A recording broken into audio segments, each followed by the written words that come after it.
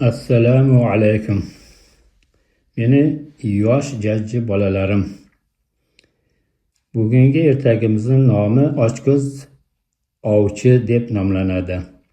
Har bir to'qilgan ertakda haqiqat tolalari bor.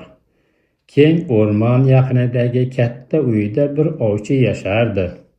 U har kuni erta tongda uyg'onib, baliq, qush, hatto kiyik ovlash uchun yo'lga chiqardi. Kechqurun esa uyiga ko'p o'lja bilan qaytardi. Yillar o'tib ovchi keksayib, belini egib qoldi. Kuch-quvvatdan susayib, o'rmonda ov qilish qobiliyatini yo'qotdi. Bir kuni kechqurun u katta bo'lib qolgan o'g'lini chaqirib dedi: "Ey o'g'lim, endi bizga ota-onangga g'amxo'rlik qilish vaqti keldi. Men zaiflashdim. Sezgirligim ham pasayib ketdi.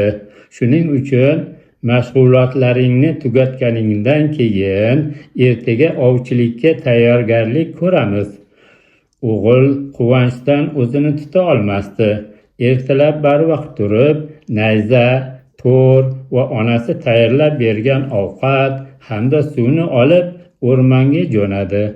Otasi unga sabr va qanoatli bo'lishni tavsiya qildi. O'g'il o'rmonga borib, u yoqqa yugurdi, bu yoqqa yugurdi, ammo na qush, na kiyik topa oldi.